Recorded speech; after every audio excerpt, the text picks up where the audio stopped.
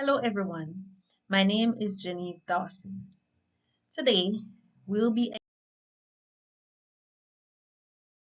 examining learning theories in practice. We'll be exploring three main areas, which are teaching method analysis, classroom interaction and motivation, assessment practice evaluation and analysis. Together, these topics offer a comprehensive examination of how teaching strategies, classroom dynamics, and assessment approaches influence student learning experiences. We start off with teaching method analysis. For this method, I chose cooperative learning, which is one I frequently use in my classroom. In this approach, students work in small groups to accomplish shared learning goals and complete tasks collectively. I encourage and promote a lot of group works in my lessons and daily activities. And in this method, I have a few strengths and also some limitations. First, to highlight my strengths, it enhances social skills, it promotes deeper understanding of the concepts, and also encourage active participation. All members are engaged, reducing passive learning. Reducing passive learning is a big challenge I face daily in my classroom. But using this cooperative learning, it helps me to reduce passive learning. For my limitations, one, it provides unequal participation at times. It allows for group conflicts and assessment. It also has some assessment challenges. It can be difficult to accurately assess individual learning.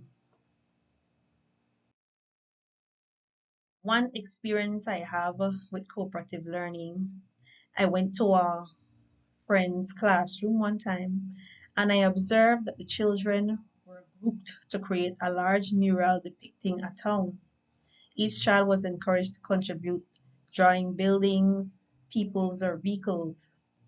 One child, who often played alone, as indicated by the teacher, began helping peers choose colors and glue pieces to the mural. This collaborative atmosphere enabled him to develop social skills and confidence, demonstrating how cooperative activities in preschool promote inclusion and teamwork, even among the youngest learners, which is why I lean most on cooperative learning when I do my lesson plans. Moving on to classroom interaction and motivation. Teacher-student interactions play a crucial role in shaping students' motivation. Believe me, it's a lot of work motivating preschool students. When teachers show genuine interest in students' learning, provide constructive feedback, and create a supportive environment, students feel valued and more motivated to participate. Positive interactions, such as encouragement, recognition of effort, and respectful communication, boost students' self-esteem and intrinsic motivation. Conversely, negative interactions such as criticism or lack of support can lead to disengagement and decreased motivation. And no one wants disengagement and decreased motivation in their classroom, especially me.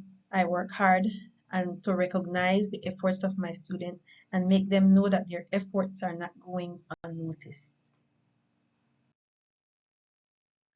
Sharing an experience.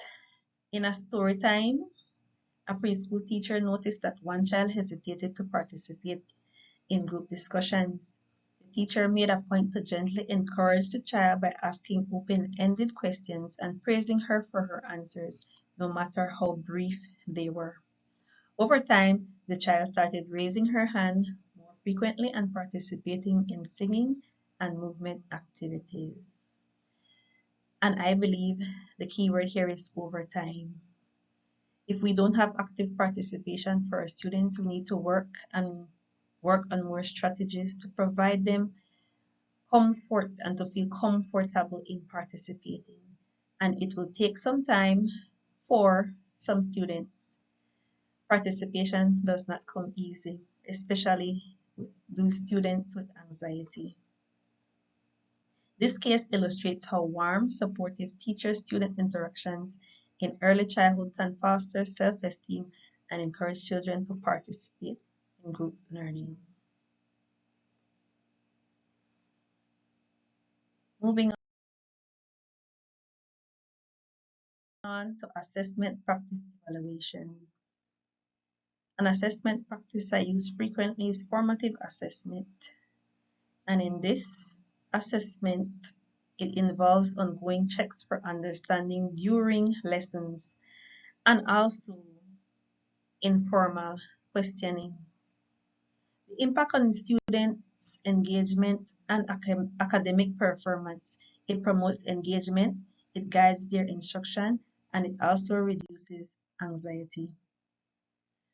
Using this observational approach, one time during free play, I took notes on children's language, the use of the language they used, cooperation and problem solving as they built with blocks. Later, I shared these observations with their parents and used them to plan targeted activities. For example, introducing new vocabulary for children who needed language support. This formative informal assessment approach helped ensure children's development was supported and celebrated, making learning both individualized and engaging. Analyzing my assessments, my formative assessment strategy I use, which is an informal method. I have examples here that include quizzes, classroom discussion, observations, exit tickets, and peer reviews. In my daily practice, I use mostly class discussions, observations, and sometimes peer reviews in the form of class discussions. For this, I have both strengths and also have some limitations. My strengths includes timely feedback. It encourages active engagement. It provides support for differentiation, and it promotes growth mindset. And speaking of my limitations, it is time consuming and it gives rooms for inconsistency. Impact on student engagement and academic performance. For this formative assessment, it fosters a supportive learning environment where students feel comfortable taking risks and making mistakes.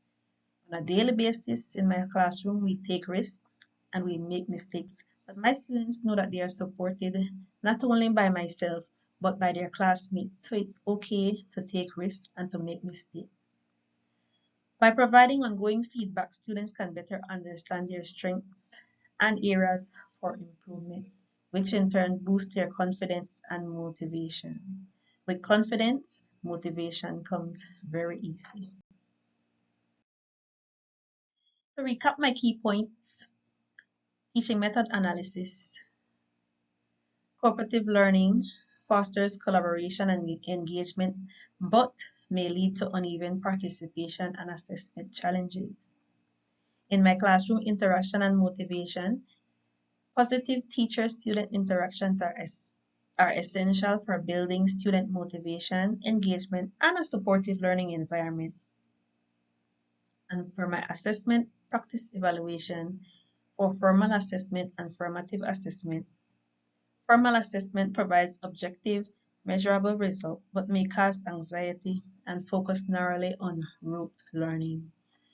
For the formative assessment, it offers timely feedback and supports student growth, though it can be time-consuming and inconsistently applied. For my recommendations, I recommend balanced assessment approaches, enhance teacher-student interactions, promote active participation, provide clear criteria for assessment, and prioritize feedback. Thank you.